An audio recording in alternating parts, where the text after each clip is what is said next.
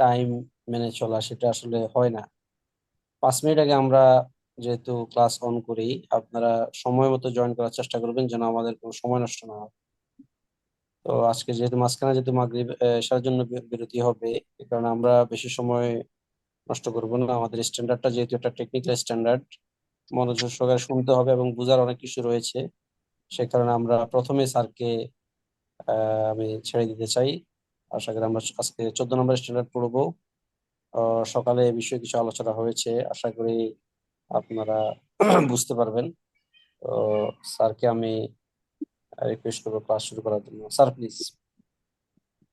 জি, জাযাকাল্লাহ। বিসমিল্লাহ, আলহামদুলিল্লাহ, ওয়াসসালাতু ওয়াসসালামু আলা রাসূলিল্লাহ ওয়া মান ওয়ালাহ। রাব্বি ইশরাহ লি সাদরি ওয়া ইয়াসসির লি আমরি ওয়াহলুল 'উকদাতাম মিন লিসানি ইয়াফকাহু কওলি। সুবহানাকা লা ইলমা লানা ইল্লা মা 'আল্লামতানা। আমাকে শোনা যাচ্ছে নিশ্চয়ই না? জি স্যার। আমি একটু আহ, ভিন্ন ল্যাপটপ থেকে জয়েন করেছি আজকে। আমাকে যদি কেউ স্ক্রিন শেয়ারিং কাজটা করেন তাহলে আমার জন্য একটু আসান হয়, কারণ আমার সামনে হলো কিতাব। মানে যদি মনে করেন অথবা আপনাদের সামনে যদি বই থাকে আমি পড়লে অসুবিধা নাই, ওয়ান বাই ওয়ান হবে। কেউ একজন একটু শেয়ার দেন কষ্ট করে।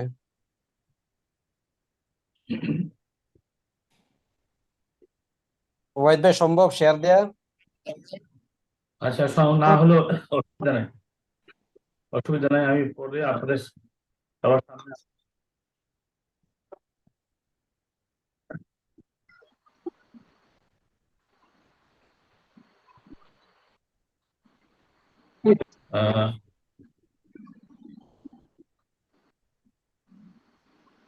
Standard number 14, documentary credit. এটা একটা গুরুত্বপূর্ণ এবং টেকনিক্যাল একটা স্ট্যান্ডার্ড।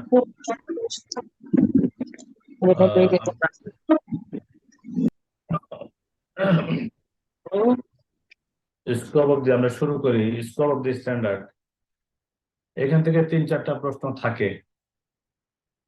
একটু টেকনিক্যাল আলোচনা আগেই বলেছি, যদি কোনো প্রবলেম থাকে আমাকে থামাবেন ইনশাআল্লাহ।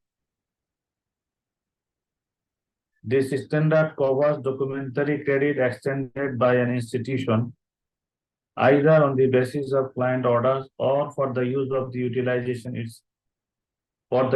the institution itself, including all types of forms of documentary credit, the various stages of their execution, and the relationship created between the parties to the transaction. এখানে বলা হয়েছে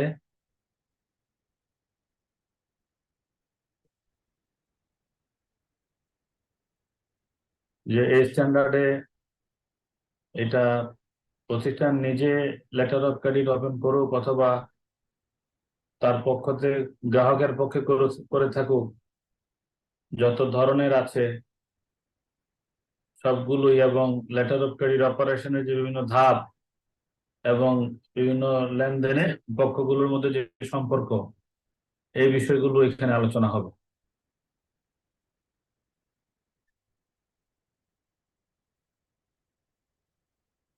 আলোচনার সুবিধার্থে আমি একটু বলবো যে একটু বড় করেন স্ক্রিনটা।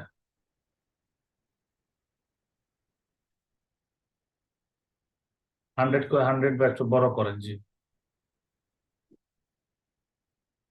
খুব সম্ভবত আপনি ডেস্কটপ, মানে খুব সম্ভবত মোবাইল থেকে করছেন। স্যার আপাতত মোবাইল থেকে দিচ্ছি, আমি একটু ল্যাপটপটা অন করতেছি, দেখি আপনাকে আচ্ছা, কন্ট্রোল দিতে পারি কিনা, একটু ট্রাই করতেছি স্যার। একটু আগে মোবাইল থেকে দিয়ে দেবো। জি স্যার। ওকে, হ্যাঁ। তো যারা ফরেন ট্রেড বা ফরেন এক্সচেঞ্জে কাজ করেন না তাদের জন্য একটু বলতে চাই, আসলে ডকুমেন্টারি ক্রেডিট বা লেটার অফ ক্রেডিটটা কি। এটা nothing but A mode of trade payment, international trade payment.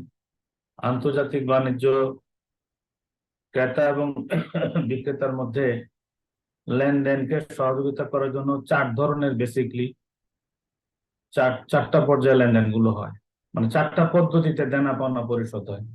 এর মধ্যে সবচাইতে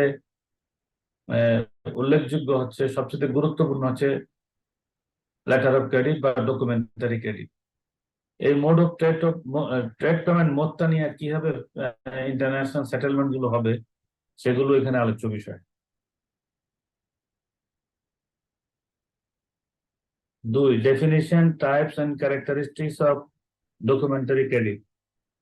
2 by 1, definition of documentary credit.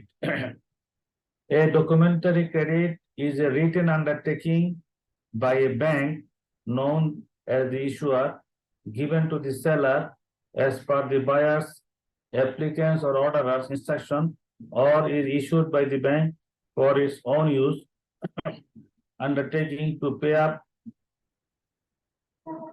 undertaking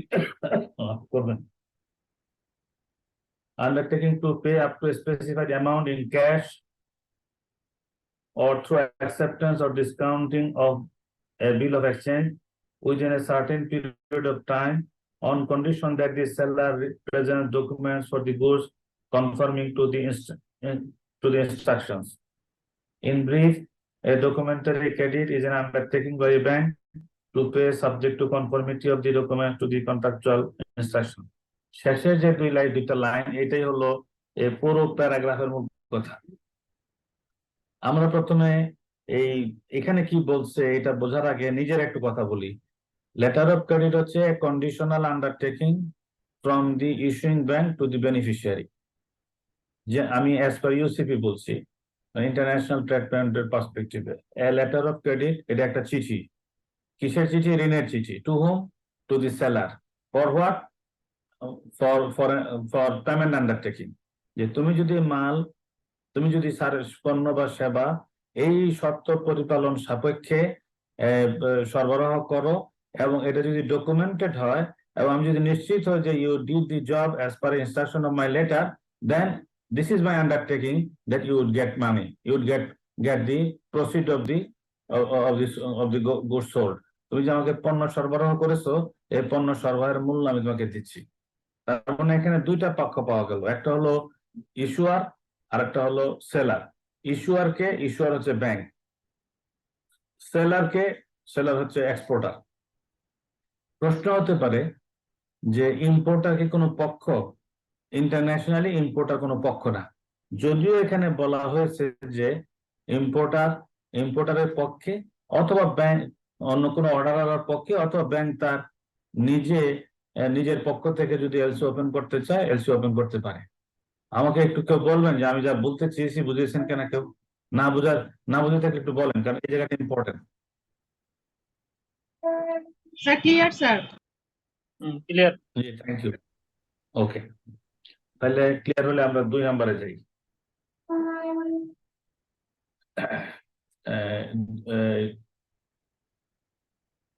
আমরা 16 নম্বরে আছি, আমরা 14 নম্বরে যেতে হবে, 16 নম্বর স্ট্যান্ডার্ড, আরো পিছনে যেতে হবে। 2 নম্বরে হচ্ছে procedural stages of documentary credit. আপনার পদ্ধতির ধাপগুলো কি? ডকুমেন্টারি ক্রেডিটের ধাপগুলো কি? 2 to 1। 2 to 1 হচ্ছে দ্য স্টেজ অফ কনক্লুডিং। এখান থেকে প্রশ্ন আছে, কিন্তু এই যে 2 by 2 থেকে প্রশ্ন আছে এবং এই প্রশ্নগুলো এলোমেলো করে দেয়, মানে কোনটার পর কোনটা একটু এলোমেলো করে দেয়। এই জন্য এই জায়গাটায় একটু সতর্কতার সঙ্গে চিন্তা করতে হবে। The stage of concluding A credit contract. This stage precedes credit, and the contract concluded is usually a sale contract in which the seller stipulates that price be paid through documentary credit. However, the contract may be a lease contract, agency with commission, or any other contract.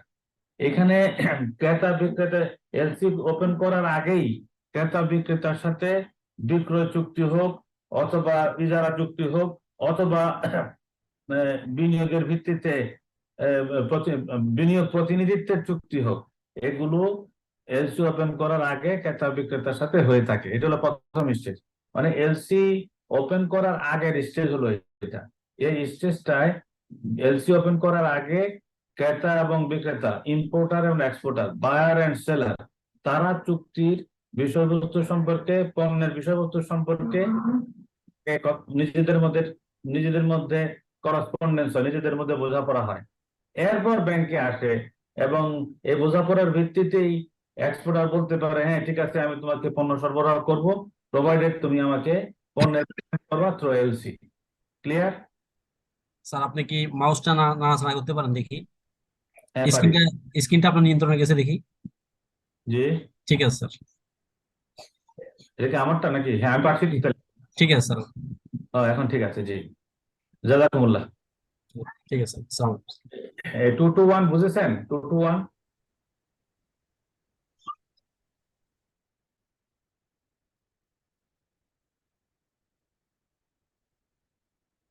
জি বোঝা গেছে, জি। জি আরেকবার বলেন sir. জি আরেকবার বলুন। আরেকবার বলেন sir. LC LC ওপেনের আগে এলসি ওপেন করার আগে ক্রেতা বিক্রেতা মানে ইম্পোর্টার এবং এক্সপোর্টার আপনার পণ্য, যে পণ্য বিক্রি করবে সেটা, বা কোনো ইজারা, কোনো কোনো যদি লিজ কন্ট্রাক্ট হয় সেটা, অথবা কোনো বিনিয়োগ প্রতিনিধিত্বের যদি চুক্তি করতে চায় করবে, তারপরে এলসি ওপেন করার প্রশ্ন আসবে। কারণ বিক্রেতা চেয়েছে, এক্সপোর্টার চেয়েছে যে আমাকে পণ্য মূল্য পরিশোধ করতে হবে থ্রু এলসি, এই কথাটা এখানে বলা হয়েছে।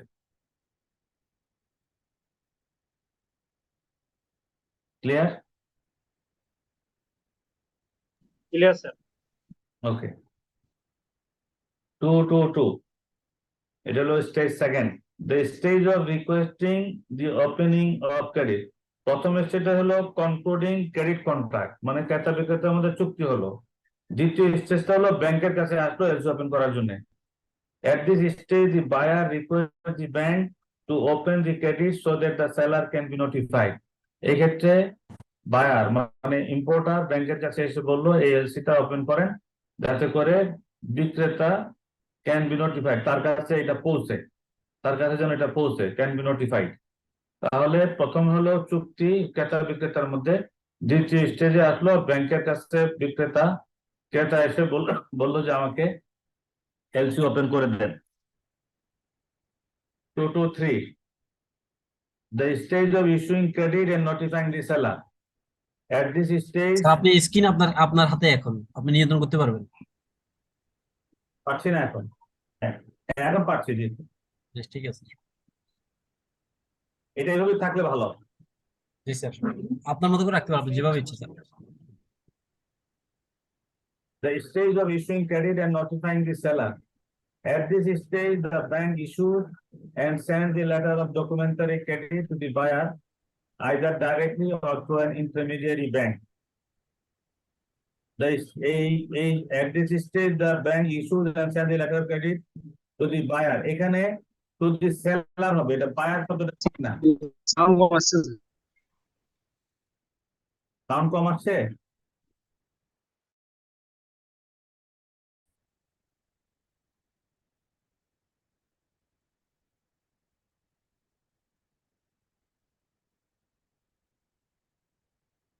শোনা যাচ্ছে এখন? শোনা যাচ্ছে স্যার। ওকে, তো আমরা বলতেছিলাম যে 3 নম্বর স্টেজে ব্যাংক এলসি ওপেন করবে স্যার এবং এখানে এটা এখানে ডকুমেন্টারি ক্রেডিট টু দি সেলারের জায়গায় বায়ার হয়ে বলছেন যে, এটা বায়ারের জায়গায় সেলার হবে। ডকুমেন্ট কারণ এটা তো সেলার আছেই। আচ্ছা, যে কোথায় seller আছে? না না, এটা আউফির ইয়াতে ভুল আছে আর কি, বায়ার আছে, এটা সেলার হবে। এটা বায়ার আছে, এটা সেলার হবে। Either directly or through an intermediary bank, সরাসরি পাঠাবে অথবা কোনো মধ্যস্থতাকারী কোনো ব্যাংকের মাধ্যমে। এই ব্যাংকগুলোকে বলা হয় অ্যাডভাইজিং ব্যাংক। তাহলে আমরা স্টেজ 3 আসলাম। স্টেজ 1 হলো ক্রেতা এবং বিক্রেতার মধ্যে চুক্তি। স্টেজ 2 হলো request from the buyer to open the LC. Stage 3 হলো LC issuance by the bank and sending the same to the seller either directly or through an intermediary bank. আমি আশা করি আপনাদের ক্লিয়ার হচ্ছে, না হলে আমাকে থামাবেন। হ্যাঁ, 2 to 4 the stage of executing the credit. এই 3 নম্বর পর্যন্ত ছিল এলসি ওপেন করা সংক্রান্ত। এখন এলসি এক্সিকিউট করা, এলসি নির্বাহ করার বিষয়টা হচ্ছে এখন। At this stage, the beneficiary presents the documents stipulated in the letter of credit to the bank. এই পর্যায়ে বেনিফিশিয়ারি মানে সুবিধাভোগী বা এক্সপোর্টার বা সেলার লেটার অফ ক্রেডিটের মধ্যে যে সমস্ত ডকুমেন্ট চাওয়া হয়েছে এগুলো ব্যাংকে উপস্থাপন করে। The bank examines them in accordance with the credit conditions.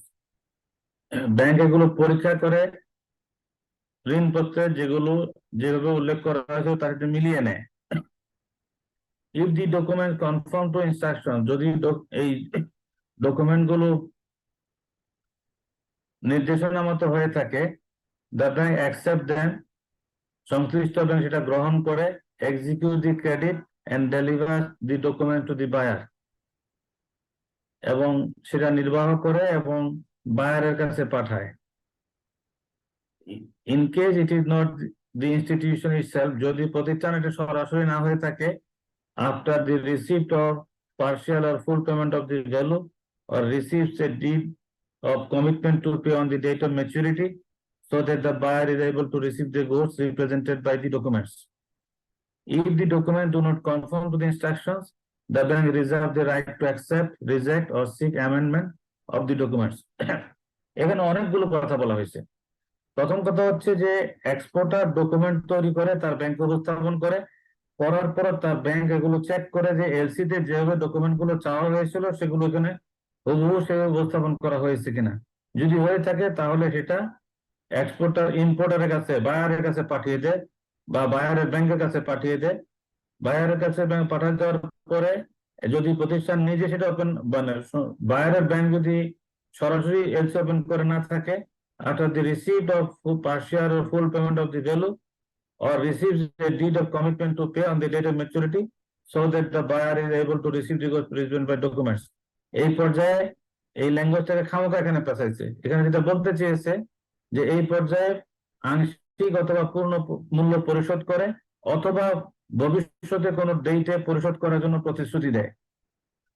If the document do not conform to the instruction, but যদি ডকুমেন্টটা এলসি নির্দেশনা অনুযায়ী না হয়ে থাকে, the bank reserve the right to accept, সংশ্লিষ্ট ব্যাংক বিশেষ করে ইস্যুইং ব্যাংক এটা সংরক্ষণ করে যে রাইট টু অ্যাকসেপ্ট গ্রহণ করতে পারে, এটা রিজেক্ট করতে পারে অথবা এটার জন্য সংশোধনী চাইতে পারে।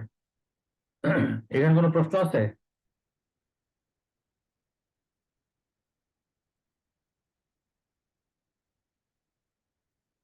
নাই? এখানে একটা সম্পূরক জি বলেন। প্রশ্ন আর সম্পূরক খাদেম ভাই, জি বলেন। এটা হলো যে আমরা অনেক সময় এই যে ডকুমেন্টসের যে অ্যামেন্ডমেন্টটা চাই, জি দেখা গেল কি আমি একটা ছোট্ট প্রশ্ন আর কি উত্থাপন করছি। কপি ডকুমেন্টসে কমার্শিয়াল ইনভয়েসের যে ফিগারটা ছিল, মূল ডকুমেন্ট যখন চলে আসছে ফিগার ডিফার হয়েছে, তখন করণীয় কি? আচ্ছা, এইখানে যে বিষয়টা আমাদের মাথায় রাখতে হবে, আমরা ইউসিপি অথবা এর সঙ্গে আনুষঙ্গিক যে গাইডলাইনের ভিত্তিতে এলসি সেটেল করে থাকি, স্ট্যান্ডার্ড ঠিক হুবহু কিন্তু সেটাকে কপি করে নাই।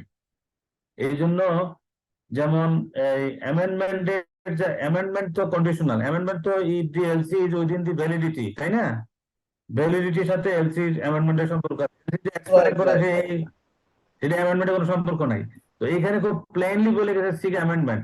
অ্যামেন্ডমেন্ট চাওয়া তো অত সহজ না। অ্যামেন্ডমেন্ট চাওয়ার জন্য এলসি লাইভ থাকতে হবে। এলসি লাইভ থাকা অবস্থায় অ্যামেন্ডমেন্ট করা সম্ভব।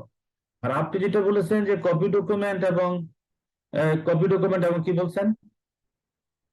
ডকুমেন্টসে কমার্শিয়াল ইনভয়েসে যে ফিগারটা ছিল, দ্যাট ইজ পেমেন্ট ফিগারটা, ফরেন কারেন্সি যেটা যাবে আর কি, মূল ডকুমেন্টসের সাথে যখন অরিজিনাল ডকুমেন্টস থ্রু ব্যাংকের মাধ্যমে যখন আসছে, কপি ডকুমেন্টস অনেক সময় কাস্টমার টু কাস্টমার চলে আসে, এসে ব্যাংকের কাছে দিয়ে এন্ডোর্স করে নিয়ে মালটাকে ছাড়াই নিয়ে যায়। এখন মূল ডকুমেন্টস ব্যাংক থেকে ব্যাংকে যখন আসছে তখন দেখা যাচ্ছে ফিগারে ডিফারেন্স হয়েছে। ফিগারের ডিফারেন্স কি এলসি কম আসছে না বেশি আসছে? এলসি থেকে ধরেন বেশি, এলসি থেকে কম আসছে, কপি ডকুমেন্টস আরো কম ছিল। এলসি থেকে কম আসলে মালের পরিমাণ যদি ঠিক থাকে সেক্ষেত্রে তো উইদিন দি টলারেন্স লেভেলের সমস্যা না, কিন্তু এলসি থেকে বেশি আসতে পারবে না। This is the condition. না, আমি মনে হয় আপনাকে বুঝাইতে পারিনি। আমি বলছি যে কপি ডকুমেন্টসে ধরেন $100 এলসি খোলা হয়েছে, কপি ডকুমেন্টস $80 ডকুমেন্টস আসছে, অরিজিনাল জি। ডকুমেন্ট যখন আসছে তখন $100 আসছে। তো এখানে এখানে তো ডিসপিউট রয়ে গেছে, কপি ডকুমেন্ট থেকে মাল ছাড়াই নিয়েছে, কপি ডকুমেন্টস দিয়ে মাল ছাড়াই নিয়ে গেছে। মাল ছাড়াইলে $100 দিতে হবে এবং আপনি বাংলাদেশ ব্যাংকে ধরা খাবেন। আমি তো সেই কথাই বলছি, সেই ক্ষেত্রে করণীয় কি? এই ক্ষেত্রে এই আমাদের করণীয় আমি আলাদা আলোচনা করতে হবে, কারণ আমাদের স্ট্যান্ডার্ডের এই শরিয়া স্ট্যান্ডার্ডের সাথে এটা সম্পর্ক নাই, এটা প্র্যাকটিক্যাল আচ্ছা প্রবলেম। আচ্ছা, ঠিক ওই আছে, থ্যাংক ইউ। আলোচনা করলে আমি এটা শেষ করতে পারবো না, ওটা আলাদা ইস্যু। হ্যাঁ, আচ্ছা ঠিক আছে, সেক্ষেত্রে বলে দিই করণীয় হচ্ছে কপি ডকুমেন্ট কারেকশন করে আনতে হবে, যাতে করে আমার সমস্যা না হয়। 2 to 5।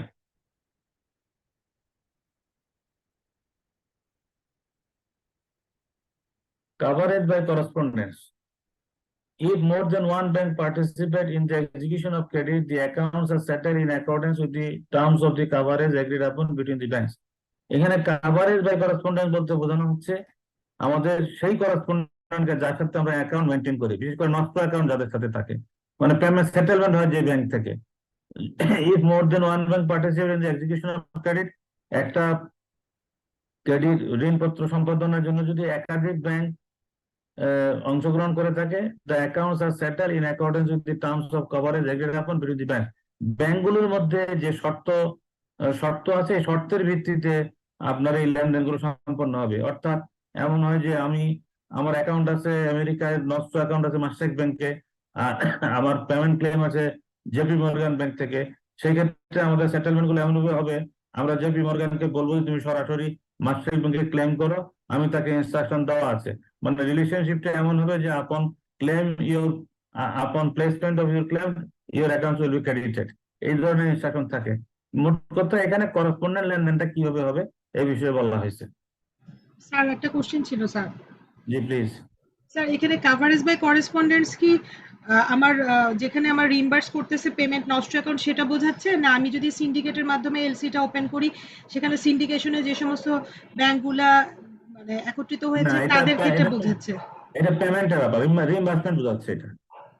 রিইম্বার্সমেন্ট বোঝাচ্ছে বলতে গিয়ে কি স্যার এখানে রিইম্বার্সমেন্ট একাধিক ব্যাংকের মাধ্যমে হবে সেটা বোঝাচ্ছে, না আমার একাধিক নষ্ট না আছে? না, আপনার ব্যাপারটা হচ্ছে মাল্টিপল ব্যাংক থাকলে এই ব্যাংকের রিইম্বার্সিং ব্যাংক থেকে সেটেলমেন্ট হবে, সেই ক্ষেত্রে ব্যাংকগুলোর মধ্যে রিলেশনশিপটা কি হবে এটা এখানে বলছে কাভারেজ বাই করসপন্ডেন্স। স্যার এইখানে তো যদি ক্রেডিটে তো যেটা রিইম্বার্সিং ব্যাংক থাকবে সেখানেই যাবে, এখানে আমার সাথে একাধিক নষ্টের করেসপন্ডেন্স আছে কিনা বা আরএমএ আছে কিনা সেটা তো ফ্যাক্টর না স্যার। ক্রেডিটে তো যেখানে আমার রিইম্বার্সমেন্ট দিবে সেটাই তো দিবে sir. This is this is true আপা, আমি তো ইউসিপি পার্সপেক্টিভে আপনি ঠিকই বলেছেন, কিন্তু আমরা পড়তেছি একটা শরিয়া স্ট্যান্ডার্ড, শরিয়া স্ট্যান্ডার্ডে হুবহু সেটা কপি কপি পেস্ট তো এখানে করে না, এটা তাদের ল্যাঙ্গুয়েজে তারা দিয়েছে, আমরা আমাদের ল্যাঙ্গুয়েজে বোঝার চেষ্টা করতেছি।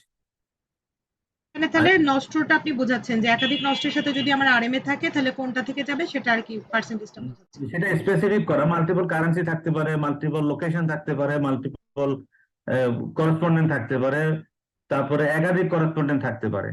এখানে বলছে যে সেটেলমেন্ট গুলো কিভাবে হবে এটা নির্ভর করে ব্যাংকগুলোর সাথে তাদের terms of coverage agreed upon between the bank, তাদের মধ্যে কার কিভাবে সম্পর্ক আছে সেটার উপর। আর আপনি যেটা বলছেন যে সিন্ডিকেট বা অন্যান্য, সেগুলো প্র্যাকটিক্যালি তো আমরা হয়, আমাদের মাথায় রাখতে হবে যে আমরা উই আর হ্যান্ডলিং এ শরিয়া স্ট্যান্ডার্ড। এখানে আমরা অপারেশনালি যা করি হুবহু এখানে কিন্তু কোট আনকোট এখানে কপি পেস্ট নাই, এটা স্ট্যান্ডার্ডের মতো করেছে। ওখানে এখন অনেক কিছু চেঞ্জ হয়ে গেছে যেগুলো নাই, যে ইউসিপি অথবা ইনকো টার্মস 2000 সালের ইনকো টার্মস এখন এখন ওখানে এই স্ট্যান্ডার্ডের মধ্যে আছে। আমি ক্লিয়ার করতে পারলাম কিনা আপা? স্যার বেয়াদবি নিবেন না স্যার। স্যার এখানে যে সেকেন্ড লাইনটা লেখা আছে sir, if more then one bank participate in the executions of credit, এটা মানে স্যার আমি যতটুকু বুঝছি যদি ভুল না হয়ে থাকে যে একাধিক ব্যাংক ক্রেডিটটা এক্সিকিউশনে পার্টিসিপেট করেছে, দ্যাট মিন এখানে পার্টিসিপেটরি ব্যাংকগুলোর কথা বলছে স্যার, যেটা সিন্ডিকেট অথবা পার্টিসিপেশনের মধ্যে আসে। স্যার আমার বোঝার ভুল হতে পারে। ইন্টারন্যাশনাল, আমি বুঝেছি আপনার প্রশ্নটা।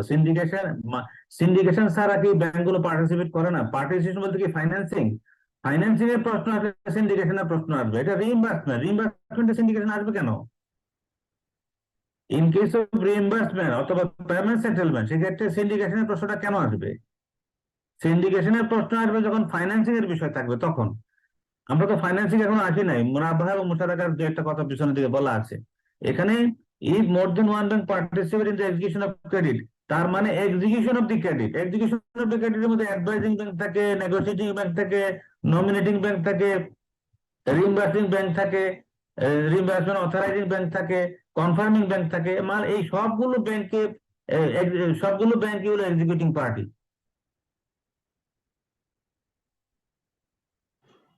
এগুলো ক্লিয়ার করতে পারি নাই। জি স্যার, ঠিক আছে স্যার, আমি বুঝছি স্যার। শরিয়া স্ট্যান্ডার্ড আর ইউসিবি মিলানো যাবে না স্যার। সরি, এক্সটেন্ড হিস্ট্রি বেরোনো যাবে না। এখানে ফাইন্যান্সিং পার্সপেক্টিভ কথাটা বলে না, এখানে বলছে যে মাল্টিপল মাল্টিপল ট্রানজেকশন, এখানে মাল্টিপল ব্যাংকস আর ইনভলভ দেয়ার। এই ব্যাংকগুলো ইনভলভ থাকাকালীন সেটেলমেন্টটা কিভাবে হবে সেটা এখানে বলেছে। আর আরেকটা জিনিস হচ্ছে স্যার, আরবি থেকে ইংলিশে করাতে অনেক জায়গায় ভাষার মনে হয় ওইভাবে প্রাঞ্জলতা আসে না। বিশেষ করে 2 to 4 খুব পেঁচাইছে, যে একটু আগে যে বললাম এখানে খামোখা দরকার ছিল না, আরবি থেকে অনুবাদ করাতে এই প্রবলেমটা হয়েছে। জি জি স্যার, থ্যাংক ইউ স্যার। আচ্ছা।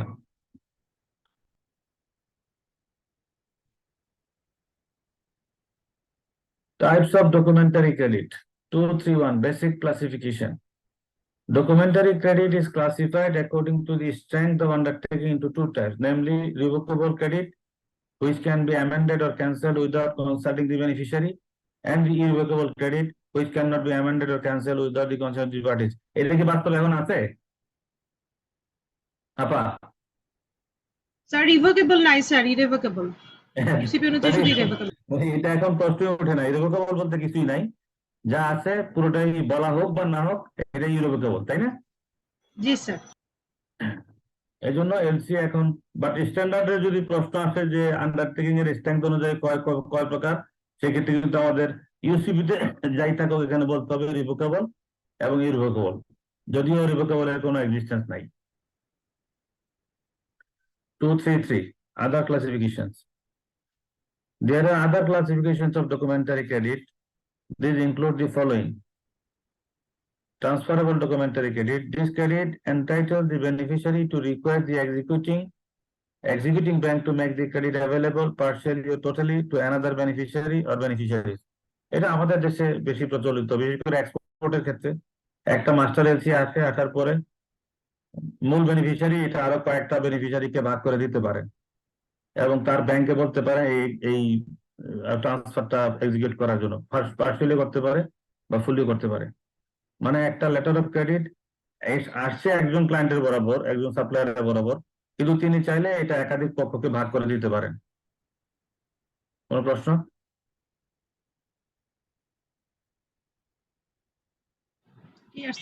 Back to back credit, which means the credit issued is guaranteed by another credit. আমাদের দেশে ব্যাক টু ব্যাক এলসি হয়, একটা এলসি কে লিয়েন করে আর একটা এলসি ওপেন করা হয়, একটা এলসি কে গ্যারান্টি রেখে আর একটা এলসি ওপেন করা হয়। বিশেষ করে আমাদের দেশ থেকে যখন এক্সপোর্ট হয় তখন আমরা একটা এলসি ওপেন করি, মাস্টার এলসি বা কন্ট্রাক্ট, সেটা লিয়েন করার পর সেটার এগেনস্টে আমরা সেটা ভ্যালু 65% পর্যন্ত আমরা ব্যাক টু ব্যাক এলসি করি। এই যে একটা এলসি কে লিয়েন করে আর একটা এলসি ওপেন করা হলো, এটাকে ব্যাক টু ব্যাক ক্রেডিট বলে।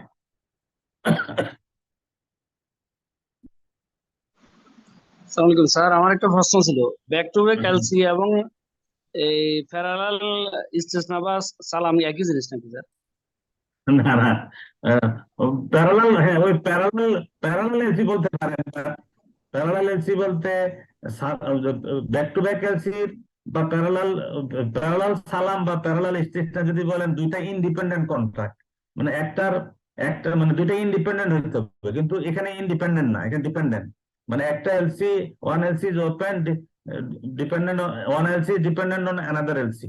কিন্তু প্যারালাল এলসি এবং প্যারালাল সালাম এবং প্যারালাল কনসেপচুয়ালি কোনো মিল নাই, বাট বোঝার জন্য বলছি দুটো দুই জিনিস। সালাম এবং ইস্তিসনার ক্ষেত্রে এগুলো ইন্ডিপেন্ডেন্ট হবে, প্যারালাল এবং মূল সালাম ইন্ডিপেন্ডেন্ট হবে, কিন্তু এলসির ক্ষেত্রে বলছে ইন্ডিপেন্ডেন্ট হবে না, একটাকে গ্যারান্টি রেখে আপনি আরেকটা ওপেন করবেন। আচ্ছা জি,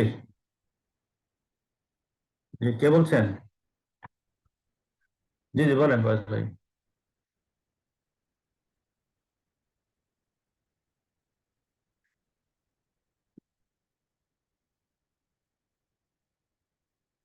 জি জি অবশ্যই। Transferable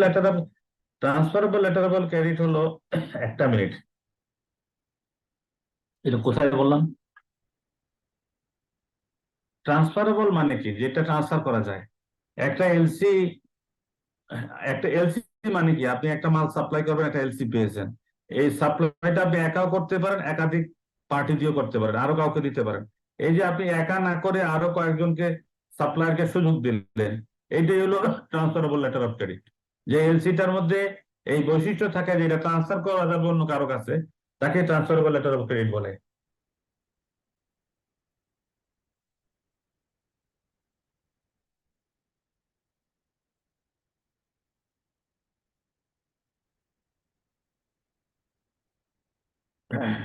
this credit entitle the beneficiary, beneficiary মানে মূল বেনিফিশিয়ারি, মানে মূল সেলার। সে তার to require the executing bank, মানে তার যে ব্যাংকটা আসছে, তার ব্যাংক, যে ব্যাংকের মাধ্যমে তিনি এলসিটা পেয়েছেন, সেই ব্যাংকে রিকোয়েস্ট করে to make the credit available partially or totally to another beneficiary on beneficiary.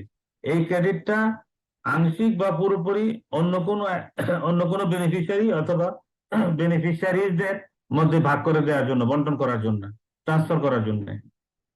Sir আমি কি একটু অ্যাড করবো স্যার, যদি আপনি পারমিশন দেন স্যার? আমরা তো অবশ্যই জি। স্যার ওবায়দ ভাই, ট্রান্সফারেবল ডকুমেন্টারি ক্রেডিট হচ্ছে এখানে বেনিফিশিয়ারি, যে ফার্স্ট বেনিফিশিয়ারি সে হচ্ছে গিয়ে আপনার ইন্টারমিডিয়েট হিসেবে কাজ করতেছে। ধরেন তার কাছে জিনিসটা নাই, সে তখন অন্য কারো কাছ থেকে নিয়ে নিবে। তো প্রোডাক্টটার জন্য সে তখন আরো অন্য দুইজন বেনিফিশিয়ারিকে এটা পার্সেন্টেজ আকারও দিতে পারে বা হোল ট্রান্সফার করে দিতে পারে। এখন বেনিফিশিয়ারি মূল এলসির যে নমিনেটেড ব্যাংক থাকে, যার সাথে অ্যাভেলেবেল থাকে বেনিফিশিয়ারিটা, তো ওই নমিনেটেড ব্যাংকে মূল ক্রেডিটেই বলে দেওয়া থাকে যে এটা একটা transferable LC, you can transfer this credit. তখন সে ওই বেনিফিশিয়ারি রিকোয়েস্টে, অ্যাজ পার বেনিফিশিয়ারি রিকোয়েস্ট, ওই নমিনেটেড ব্যাংক তখন বেনিফিশিয়ারি যে দুইটা সাবসিডিয়ারি বেনিফিশিয়ারি যে থাকবে, সেকেন্ড বেনিফিশিয়ারি বা আদার্স অন্য দুই বেনিফিশিয়ারি, তাদেরকে পার্শিয়ালি বা ফুললি, মানে ওই ট্রান্সফারেবল যে ক্রেডিটটা আছে তার আলোকেই যে এই জিনিসগুলো তুমি আমাকে দিতে পারো, এটা পার্শিয়ালিও হতে পারে বা ফুললিও হতে পারে। তখন এই দুইটা কিন্তু আবার ওই মূল ট্রান্সফারেবল যে ক্রেডিট তার আলোকে তৈরি করা হয় এবং ভাগ হয়ে যায়। এটা হচ্ছে গিয়ে মূল জিনিস। আমি কতটুকু বলতে পারছি জানি না। যে আপনি ঠিকই বলেছেন। আসলে একজন মাল সাপ্লাই না করে একাধিক সাপ্লায়ারকে নিযুক্ত করার সুযোগ দেওয়া, মানে বাংলায় একদম প্লেনলি যদি বলি, এলসি তো টেকনিক্যাল বিষয়, সেটা পরে আসে। একটা হলো একটা একজন একজন আমি 1 লক্ষ ডজন আমি ট্রাউজার সাপ্লাই করার কথা, কিন্তু আমি এলসিটা পেয়েছি, হয়তো আমার সামর্থ্য নাই, আমি কি করলাম, এটা আরেকজনকে দিয়ে দিলাম, এটা। অথবা এমন হতে পারে যে আমি 50,000 করবো আর বাকি 50,000 ওবায়দ ভাই করবেন, এ হতে পারে। এই যে সুযোগটা থাকা, এলসির মধ্যে এই বৈশিষ্ট্যটা থাকা যে এটা ট্রান্সফার করা যাবে আর টু আদার পার্টিস, তখনই এটাকে ট্রান্সফারেবল ডকুমেন্টারি ক্রেডিট বলা হবে। এবং এটা কে করবে? নমিনেটেড ব্যাংক করবে, যে ব্যাংকে এলসিটা এসছে, যে যার এলসিটা এই ট্রান্সফার করার ক্ষমতা আছে, যার কাছে আসছে তিনি এটা পারবেন করতে।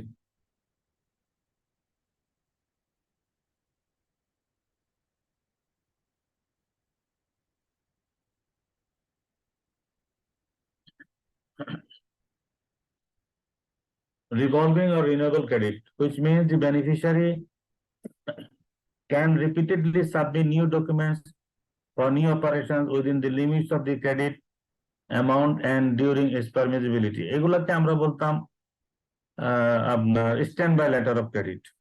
যে স্ট্যান্ড বাই লেটার, তাই তো আপা? তাই না? এটা তো স্ট্যান্ড বাই লেটার অফ ক্রেডিটের বৈশিষ্ট্য। জি না রিভলভিং, স্যার, স্যার রিভলভিং আর renewable credit standby letter of ক্রেডিটের বৈশিষ্ট্য না। স্ট্যান্ড বাই লেটার অফ ক্রেডিটে যদি এভারগ্রিন ক্লজ থাকে তাহলে ওটা রিভলভিং হতে পারে। এমনি নর্মাল যে ডকুমেন্টারি ক্রেডিট ওটাও স্যার রিভলভিং করে করা যায়, ওটা যে এটা টার্মের পর পর এটা রিভলভ হবে।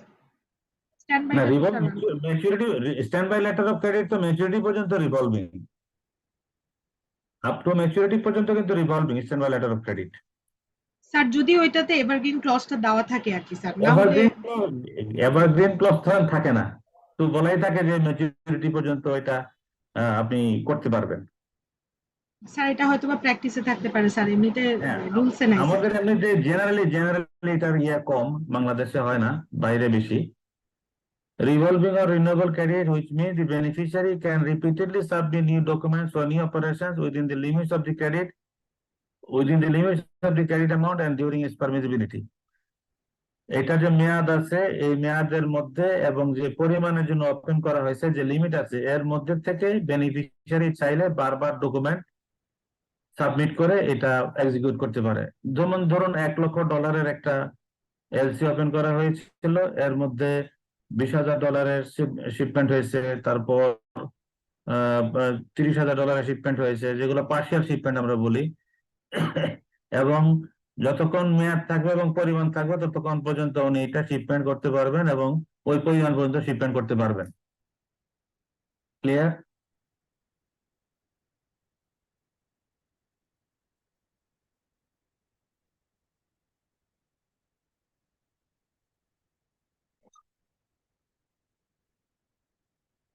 বোঝা গেল? আবার ঠিক আছে? জি স্যার।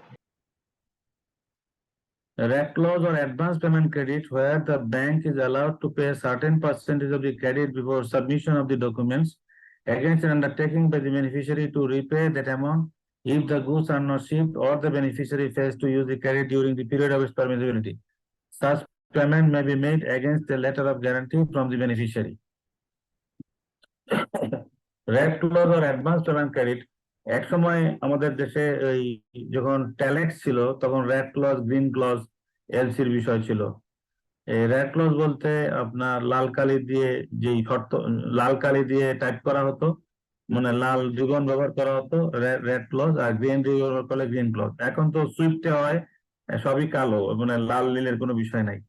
যাই হোক, এটা হচ্ছে রেড ক্লজ আর advance payment credit, whereby the bank is allowed to pay a certain percentage of the credit before submission of the documents against an undertaking by the beneficiary to repay the amount of the goods are not shipped or the beneficiary fails to use the credit during the period of its permissibility. Such payment may be made against a letter of guarantee from the beneficiary. সেটা হচ্ছে যে beneficiary সাপ্লায়ারকে মাল shipment করার আগে তার মূল কথা পণ্য উৎপাদন বা মানে তৈরি করার জন্য তাকে অ্যাডভান্স পেমেন্ট করা, যে ক্লজের মাধ্যমে এটা দেয়া হতো সেটাকে রেট ক্লজ এলসি বলা হয়। এই ধরনের এলসি দেওয়ার ক্ষেত্রে প্রয়োজনে such payment may be made against a letter of guarantee from the beneficiary. Exporter থেকে একটা আলাদা গ্যারান্টি ভিত্তিতে দেওয়া যেতে পারে যদি কোনো কারণে উনি মালশিপ না করেন, তাহলে সেটা রিকোর্স পাওয়া যায়। ক্লিয়ার হলো? জি স্যার। অন্যদের একটু রেসপন্স পাচ্ছি না। আপনার তো মনে হয় ফরেন ট্রেড ডেস্কে কাজ করেন, আপনার জন্য সহজ। অন্য স্যার ভাইদের আমি ফরেন ট্রেডে কাজ করি না স্যার, আমি এপ্রিলে সিডিসিএস পাস করছি স্যার 92% মার্কস নিয়ে। মাশাআল্লাহ, কংগ্রাচুলেশনস। জি thank you sir. Serious pass করেছেন না? স্যার জি স্যার 92% পাইছে, এটা পূবালী ব্যাংকের হাইয়েস্ট মার্কস স্যার। ও, কংগ্রাচুলেশনস আপনাকে, কংগ্রাচুলেশন। আপনি তো সিরিয়াস, পারবেন ইনশাআল্লাহ। আর আর কেউ আছেন? অন্য অন্য কারো?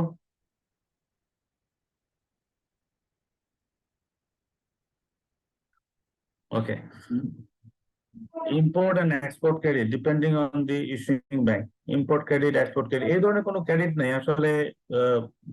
আমরা ইম্পোর্টার যদি কোনো ব্যাংক থেকে ফাইন্যান্স নেয় সেটা হলো ইম্পোর্ট ক্রেডিট, যদি এক্সপোর্টার তার ব্যাংক থেকে ফাইন্যান্স নেয় সেটা এক্সপোর্ট ক্রেডিট। কিন্তু ইউসিপি তে ইম্পোর্ট এন্ড এক্সপোর্ট ক্রেডিট বলতে আলাদা কোনো ইয়ে নাই, ক্লজ নাই। লোকাল এন্ড ফরেন ক্রেডিট যদি স্থানীয়ভাবে হয় সেটা লোকাল এলসি, যদি ক্রস বর্ডার হয় foreign credit. Confirmed and non confirm credit. Confirmed হলো সাধারণত ইস্যুইং ব্যাংকের পরে থার্ড কোনো ব্যাংক যদি আবার সাপ্লায়ার যদি রিকোয়ার করে যে তার এটা কনফার্ম করতে হবে, তাহলে এটা কনফার্ম এলসি। আর যদি না করে নর্মাল কোর্স অফ অ্যাকশনে হয় সেটা non confirm LC. Partial shipment and non partial shipment credit, এটা হলো এলসির মধ্যে এই শর্ত থাকা যে আমি যা মাল চেয়েছি কিছুটা এখন বাকিটা within the validity of the credit এর মধ্যে হইতে পারে। এগুলা সাধারণত এলসি টাইপ না, আসলে এলসি শর্তের মধ্যে এগুলো থাকে, কিন্তু এখানে ইউসিপি তে আরে স্ট্যান্ডার্ড এগুলো এলসিডি এর মধ্যে নিয়ে আসছে। তারপরে on sight or immediate payment credit, যেটাকে আমরা সাইট এলসি বলি, মানে এলসি পাওয়ার পর, মানে ডকুমেন্ট পাওয়ার পর যদি ডকুমেন্ট ইন অর্ডার থাকে তাহলে উইদিন 5 ব্যাংকিং ডেজের মধ্যে পেমেন্ট করা, অথবা ডেফার্ড পেমেন্টের বিষয় যদি থাকে, বিলম্বে মূল্য পরিশোধের বিষয় থাকে, সেগুলো অ্যাকসেপ্টেন্স জানানো এবং acceptance credit and negotiable credit. এবং যদি এটা নেগোশিয়েবল হয় তাহলে সংশ্লিষ্ট ব্যাংক, নেগোশিয়েটিং ব্যাংক অথবা কোনো কনফার্মিং ব্যাংক যদি থাকে তারা সেটা নেগোশিয়েট করতে পারে। এই বেসিকলি এই যে কথাগুলো বলা হচ্ছে এগুলো হচ্ছে বেসিক এলসি টার্মস। এলসির ধরনের মধ্যে এগুলো খুব কম থাকে। এলসির ধরন বলতে রিভোকেবল, ইরিভোকেবল, রিভোকেবল বলতে কিছু নাই।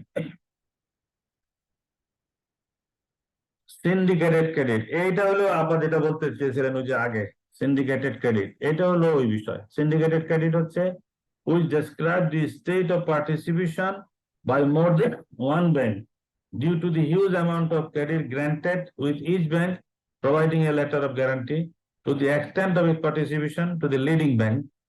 এটা হচ্ছে সিন্ডিকেটেড ফাইন্যান্সের মতো, যে একটা এলসি ওপেন করবে অনেক বড় পরিমাণ অ্যামাউন্টের জন্য, সেক্ষেত্রে একটা লিড ব্যাংককে অন্য ব্যাংক অথরাইজ করবে তাদের পক্ষে এই এলসি ট্রানজেকশন আন্ডারটেক করার জন্য। Standby letter of standby credit, এই গ্যারান্টি ক্রেডিট, যেটা আমরা ওই একটু উপরে কনফিউজ করেছিলাম, এখানে আলাদা করেছে। This credit resembles letters of guarantee with a clause that payment is conditional upon beneficiary's failure to perform। মানে ওখানে আমরা বলছিলাম, একদম উপরে বলছিলাম আপনার রিভলভিং আর রিনিউয়েবল ক্রেডিট, এটা ওয়ান আফটার অ্যানাদার চলতে থাকে। আর এখানে হচ্ছে যে ডিফল্ট যদি করে, this credit resembles letters of guarantee, এটা লেটার অফ গ্যারান্টিতে পরিণত হয়ে যায় with a clause that payment is conditional upon beneficiary's failure to perform. Beneficiary যদি কোনো কারণে ফেল করে, সেক্ষেত্রে এটার পেমেন্ট গ্যারান্টিটা রিপ্লেস করবে। মানে এটা এক ধরনের guarantee, standby letter of credit. এই লেটার অফ ক্রেডিটের ধরন নিয়ে কোনো প্রশ্ন আছে বা কোনো এডিশন, ডিলিশন, সাজেশন? আসসালামু আলাইকুম স্যার, এড কনফার্মেশনটা কি জানতে চাচ্ছেন? এড কনফার্মেশন, জি, এড কনফার্মেশন অনেক সময় তো আমরা শুনি। আচ্ছা, অ্যাড কনফার্মেশনটা হচ্ছে একটা এলসি ওপেন করার পর বেনিফিশিয়ারি এক্সপোর্টার চায় যে না আরেকটা ব্যাংকের একটা একটা এলসি ওপেন করার অর্থই হলো এটা একটা আন্ডারটেকিং। কখনো কখনো অ্যামাউন্ট যদি অনেক বড় হয়, বিশেষ করে পশ্চিমা দেশগুলোর ব্যাংক ক্লায়েন্টরা অনেক বড় অ্যামাউন্টের জন্য যেখানে ঝুঁকি বেশি, তারা বলে যে না, শুধু যে ব্যাংক এলসি ওপেন করছে তার পক্ষে আন্ডারটেকিং থাকাই যথেষ্ট না, আমরা আরো কোনো এক ক্যাটাগরির বা আমাদের দেশের অথবা নির্দিষ্ট কোন ব্যাংক উল্লেখ করে দেবে, এই ব্যাংকের আমরা কনফার্মেশন চাই। তাহলে এটা একটা এডিশনাল আন্ডারটেকিং, মানে আন্ডারটেকিং প্লাস আন্ডারটেকিং। এই যে এডিশনাল আন্ডারটেকিং তাহলে এটাকে বলে অ্যাড কনফার্মেশন। এটা সাধারণত পৃথিবীর বড় বড় করসপন্ডেন্ট ব্যাংকগুলো যারা এই কাজগুলো করে তারা করে থাকে। এটা একটা প্রসেস আছে, লম্বা পদ্ধতি আছে, এটা এখানে আমরা কথা বলছি না। স্যার শেষেরটা যদি আবার একটু বলতেন। স্ট্যান্ড বাই, কোনটা? Standby stand credit. By, standby জি স্যার। লেটার অফ ক্রেডিট বলছে এটা এক ধরনের গ্যারান্টি। এটা this credit resembles letters of guarantee. Letter of guarantee কোনটা? মানে গ্যারান্টি কি বলা হোক, সিওরটি শিট, মানে আমরা বলি না মানে গ্যারান্টির যে স্টেটাস, যে কেউ যদি ফেল করে তাহলে আমি I will pay, if you fail then I will pay, এটা হলো গ্যারান্টির বৈশিষ্ট্য। তো এইটা হচ্ছে স্ট্যান্ড বাই লেটার অফ ক্রেডিটটা হচ্ছে কখনো যদি বেনিফিশিয়ারি ফেল করে, যদি কোনো সাপ্লাই করতে বা, তখন দেখা যাবে যে এটা তখন ক্লেমটা এটা চলে আসবে যে আমাকে পেমেন্ট দেওয়া হোক, এই গ্যারান্টিটা তখন কাজ করবে।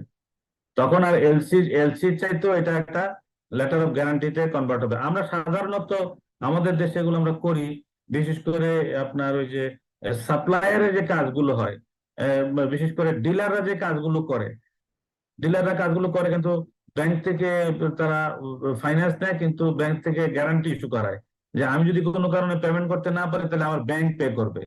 তো এইটাও এরকম, যদি কোনো কারণে সাপ্লাই কোথাও কনস্ট্যান্ট হয়ে যায়, সেক্ষেত্রে এই গ্যারান্টিটা তার রিকোর্স হিসেবে কাজ করবে।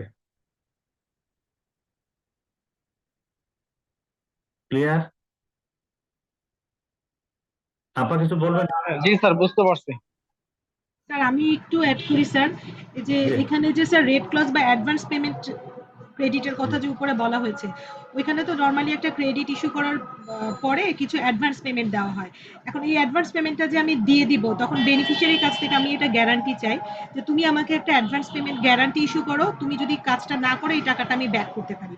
ওইটা হচ্ছে স্যার স্ট্যান্ড বাই ক্রেডিট, যেটা জি জি বেনিফিশিয়ারি কারেক্ট। করতেছে। জি এটা স্যার আমি এক্সাম্পলটা দিলাম যাতে একটু কোরিলেট করতে পারে। Thank you sir. না না ঠিকই আছে, আপনি কারেক্ট বলেছেন। এটা বিষয়টাই তাই যে কোনো কারণে আপনি যদি আপনার যদি এক্সপোর্টার ফেল করে to supply the goods, in that ক্ষেত্রে ইম্পোর্টারের রিকোর্স কোথায়, তাই না?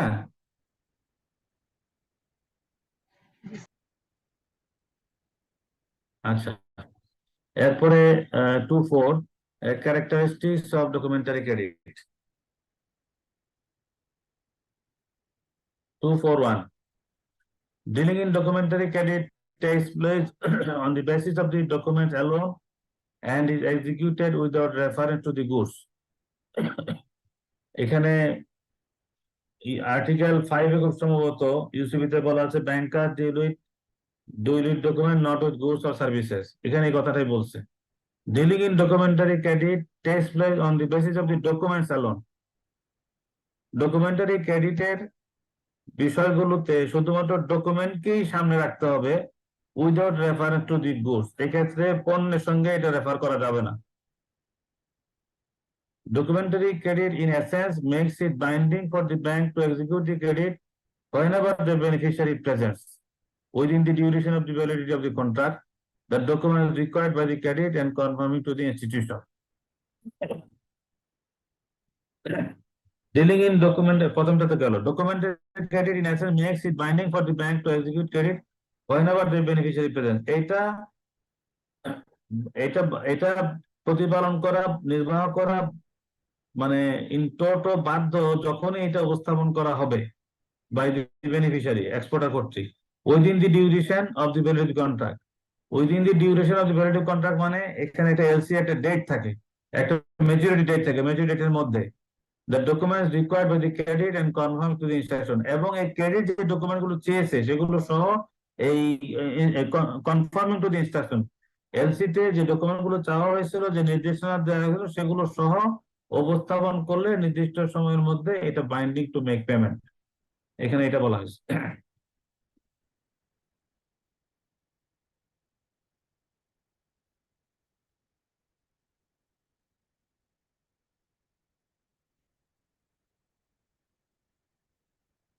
প্রশ্ন?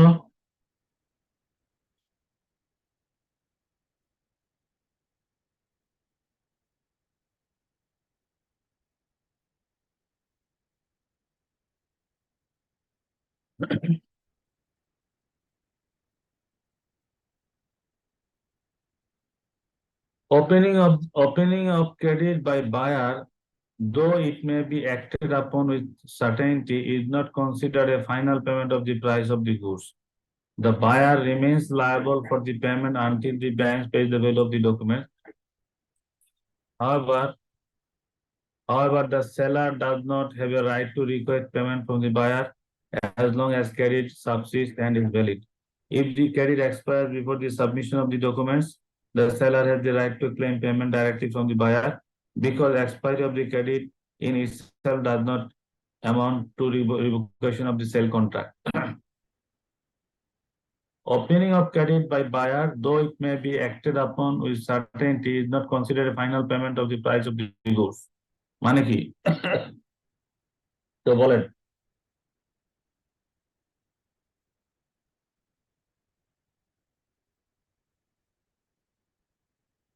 মোট কথা হলো লেটার অফ ক্রেডিট ওপেন করা, opening of the credit by the opening of credit by the buyer, though it may be acted upon with a certainty, is not considered final payment of the price of the goods. এইটাই open করাই পণ্য মূল্যের বিবেচনা করার জন্য যথেষ্ট না, final পেমেন্টের জন্য যথেষ্ট না। The buyer remains liable for the payment until the bank pays the value of the documents. Bank যতক্ষণ পর্যন্ত না পরিশোধ করছে ততক্ষণ পর্যন্ত বায়ার এটা বাধ্য পেমেন্ট করতে, মানে বাধ্য বলতে দায়বদ্ধ। However, seller does not have a right to request payment from the buyer as long as the credit subsists and is valid. যদিও বিক্রেতা প্রথমে গ্রাহকের কাছে বায়ারের কাছে পণ্য চাইবে না যতক্ষণ পর্যন্ত এটা বৈধ আছে, মানে ভ্যালিড আছে। If the credit expires before the submission of the document submit করার আগে যদি এলসিটা এক্সপায়ার করে যায়, সেই ক্ষেত্রে the seller has the right to claim payment directly from buyer। ওই ক্ষেত্রে শুধু এটা বায়ারের কাছে চাইবে, কারণ হচ্ছে ক্রেডিটের এক্সিস্টেন্স না থাকলেও সেল কন্ট্রাক্টটা ইনভ্যালিড হয়ে যায় নাই, রিভোক হয়ে যায় নাই। এই জন্য সেল কন্ট্রাক্টের, যেহেতু এলসি করার আগে সেল কন্ট্রাক্ট হয়েছিল বায়ার এবং সেলারের মধ্যে, ইম্পোর্ট এবং এক্সপোর্টের মাধ্যমে, এই বিবেচনায় প্রাইমারিলি বায়ার বায়ারের কাছে পেমেন্ট না চেয়ে সংশ্লিষ্ট সেলার পেমেন্ট চাইবে তার ব্যাংকের কাছে। সেলার যদি ব্যাংক পেমেন্ট না করে, বায়ারের ব্যাংক যদি পেমেন্ট না করে, ইন দ্যাট কেস এবং এলসিটা এক্সপায়ার করে, সেক্ষেত্রে কন্ট্রাক্টের ভ্যালিডিটির কারণে বা কন্ট্রাক্টের কারণে সেটা সেলার বায়ারের কাছ থেকে ক্লেম করতে পারবে।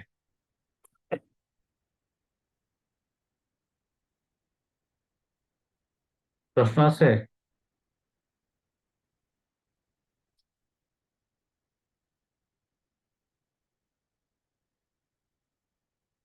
নাই। 243. The bank is obliged to pay the value of the credit to the beneficiary when the letter presents the document that conform to instruction, except upon proof of fraud or forgery of the documents, or in case of a court decision declaring the sale contract null and void। এটাও কিন্তু ইউসিবির সাথে contradictory আছে। Bank payment করতে বাধ্য যখন যদি এটা confirm করে টু দি লেটার অফ ক্রেডিটের সাথে, ঠিক আছে, except upon proof of fraud or forgery of the documents। এই fraud or forgery of the document check করার দায়িত্ব কি ব্যাংকের? আপা, আপনি তো সিডিসি সার্চ করছেন। Or in the case of court decision declaring the sale contract null and void. এইটা আমার ব্যক্তিগত অভিজ্ঞতা হচ্ছে, আমরা অনেক কেস করেছি, আলটিমেটলি এগুলো ইন্টারন্যাশনাল পেমেন্টের ক্ষেত্রে আটকায় রাখা যায় না। এলসিটা এত একটা ডেঞ্জারাস ইনস্ট্রুমেন্ট, আর যদি ডকুমেন্ট ইন অর্ডার থাকে পেমেন্ট করতেই হয়। 243 কোনো প্রশ্ন আছে কারো?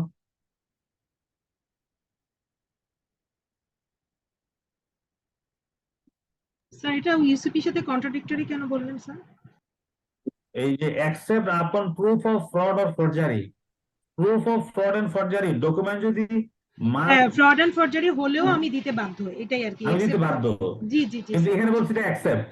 আচ্ছা আচ্ছা, হ্যাঁ ঠিক আছে তাই না? অ্যাকসেপ্ট আপন প্রুফ অফ, এটা আমি পেমেন্ট দিতে বাধ্য। ডকুমেন্ট যদি অর্ডার থাকে আমি পেমেন্ট দিতে বাধ্য, এটা এখানে বলা হয়েছে। অথবা or in case of court decision declaring the sale contract null and void. Sale contract null and void করেছে, সেল কন্ট্রাক্ট হয়েছে বায়ার এবং সেলারের মধ্যে, খেয়াল করেন। আর এলসি ওপেন করছে ব্যাংক, তাহলে এক ব্যাংক ইস্যু করছে আরেক ব্যাংক নেগোশিয়েট করছে, সেখানে এই আপনার সেল কন্ট্রাক্ট কোর্ট বাতিল করলে ব্যাংক পেমেন্ট না দিয়ে পারবে?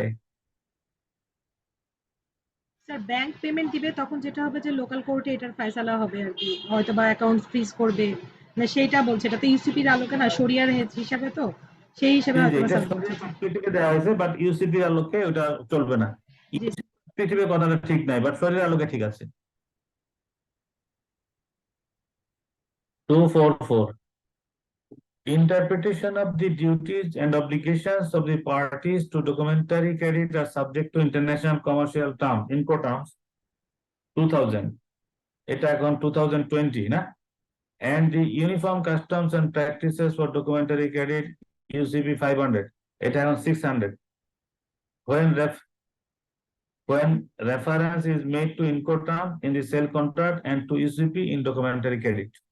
মানে এই লেটার অফ ক্রেডিট অপারেশনটা গভর্ন করবে ইন্টারন্যাশনাল কমার্শিয়াল টার্ম এবং uniform customs and practices for documentary credit.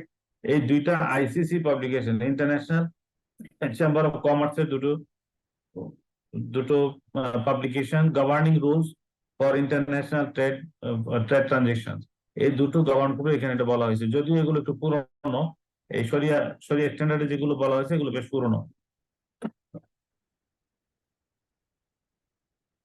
Sir নামাজের কি বিরতি হবে একটু?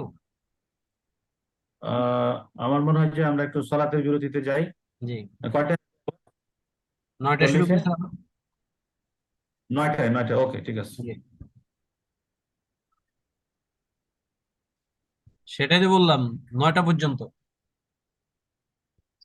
আমরা এখন বিরতিতে যাচ্ছি না? জি জি।